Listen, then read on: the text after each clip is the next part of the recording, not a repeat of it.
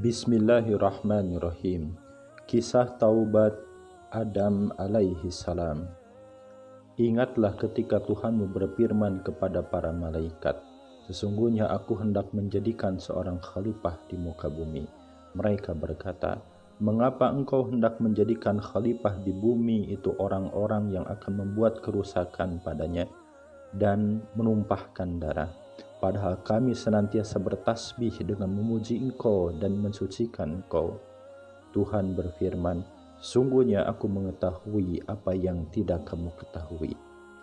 Nama Nabi Adam alaihi salam di dalam Al-Quran disebut sebanyak 25 kali.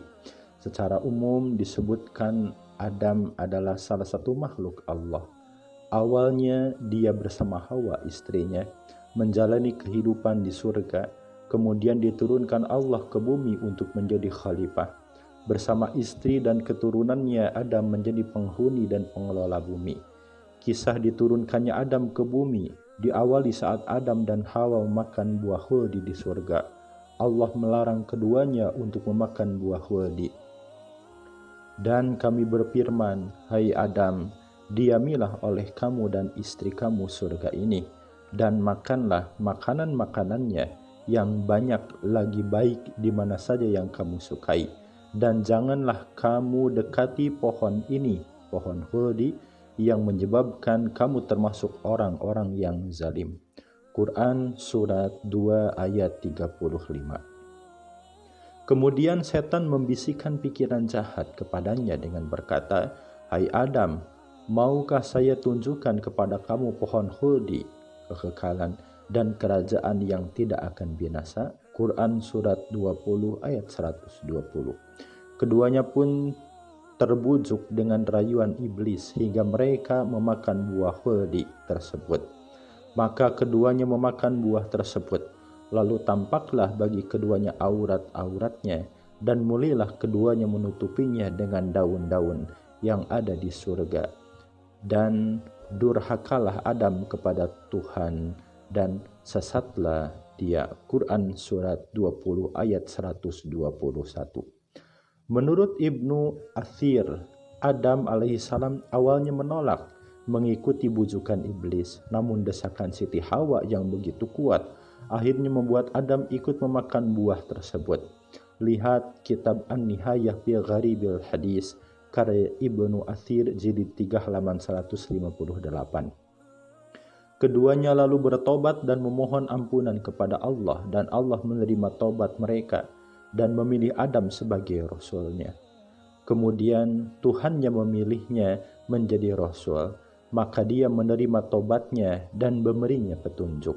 Quran Surat 20 ayat 122. Dalam tafsir Jalalain dikemukakan, kemudian Rabb-Nya memilihnya, yakni mendekatkannya ke sisinya, maka dia menerima taubatnya sebelum Nabi Adam bertobat dan memberinya petunjuk supaya terus-menerus bertobat. Kendati Allah Subhanahu wa Ta'ala telah menerima tobat Adam dan Hawa, namun sebagaimana kehendak Allah untuk menjadikannya sebagai khalifah di muka bumi, maka Adam dan Hawa lalu diturunkan ke bumi. Turunlah kamu sebagaimana kamu menjadi musuh bagi yang lain, dan bagi kamu ada tempat tinggal dan kesenangan di bumi sampai waktu yang ditentukan. Quran Surat 2 ayat 36. Turunlah kamu semua dari surga, kemudian jika benar-benar datang petunjukku kepadamu, maka barang siapa mengikuti petunjukku, tidak ada rasa takut pada mereka dan mereka tidak bersedih hati. Quran Surat 2 ayat 38. Dalam surat Al-A'raf, diusirnya Adam dan Hawa dari surga ini diabadikan pada ayat 24-25. Turunlah kamu akan saling bermusuhan satu sama lain. Bumi adalah tempat kediaman dan kesenangan sampai waktu yang telah ditentukan. Di sana kamu hidup, di sana kamu mati, dan dari sana pula kamu akan dibangkitkan. Quran Surat 7 ayat 24-25. Nabi Allah Adam mengakui kesalahannya dan meminta ampun agar tidak menjadi orang yang merugi.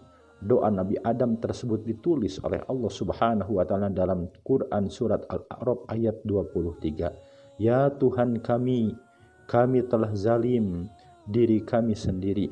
Jika Engkau tidak mengampuni kami dan Engkau tidak memberikan rahmat kepada kami, tentulah kami menjadi orang yang merugi. Adam adalah manusia biasa seperti halnya kita. Perbedaannya terletak pada tugas kenabian yang diembannya. Sebagai manusia biasa, Nabi Adam alaihissalam juga bisa salah, dan kesalahan itu pun diampuni oleh Allah. Adam meningkat derajatnya setelah diterima taubatnya oleh Allah Subhanahu wa taala.